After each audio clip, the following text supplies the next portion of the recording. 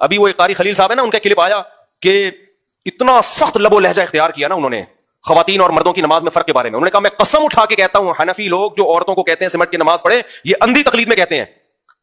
چلو ہم اندھی تقلید میں کر رہے ہیں. ابو حنیفہ کیوں قائل ہیں عورتیں سمٹ کے نماز پڑھیں, وہ بھی اندھی تقلید میں. امام شافعی کیوں قائل ہیں کہ عورتیں سمٹ کے نماز پڑھیں, وہ کس کی اندھی تقلید کر رہے ہیں. امام مالک جو مدینہ کے اتنے بڑے عالم جن کو آپ بھی مانتے ہو, تابعین کے دور کے, کیا وہ بھی اندھی تقلید کر رہے ہیں؟ حالانکہ وہ بھی کس کے قائل ہیں عورتیں سمٹ کے نماز پڑھیں.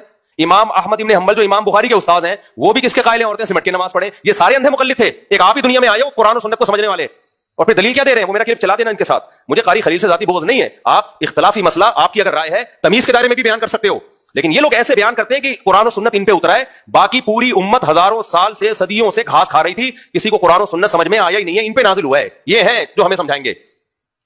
غلط مسئلہ اور اتنے کانفیڈنس کے ساتھ. اور دلیل کیا دی ہے؟ پہلے تو الزام لگائیے اندھے مقلد ہیں, اور دلیل کیا دے رہے ہیں کہ نبی صلی اللہ علیہ وسلم عورتوں کے بھی نبی تھے اور مردوں کے بھی نبی, تو جیسے نبی نے نماز پڑھی ہے عورتیں بھی ویسے ہی نماز پڑھے. دلیل سمجھ میں آئی؟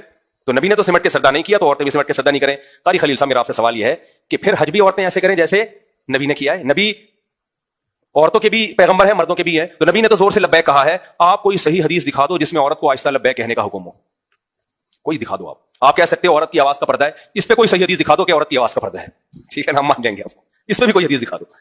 دوسری بات یہ کہ نبی صلی اللہ علیہ وسلم صفا مروہ میں دوڑے ہیں, کوئی صحیح حدیث دکھاؤ جس میں نبی نے عورتوں کو صفا مروہ میں دوڑنے سے منع کیا ہو.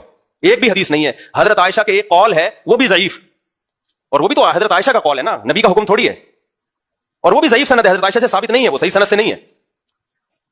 آج اگر کوئی آپ ہی کے مسلک کا اٹھ کے مولوی فتویٰ دیتا ہے کہ عورتیں صفا مروہ میں دوڑیں گی, اور اس لیے بھی دوڑیں گی کہ حضرت ہاجرہ کیا تھیں, عورت تھیں, وہ تو دوڑی تھیں, اور دلیل میں پھر احناف تو کھڑے ہو جائیں گے نا, شافعی, حنفی, مالکی اور حنبلی, یہ سارے کھڑے ہو جائیں گے, بولیں گے نہیں بھائی یہ چاروں فقہ اس پر متفق ہیں کہ عورت چلے گی دوڑے گی نہیں. آپ کہو گے اصل میں یہ اندھی تقلید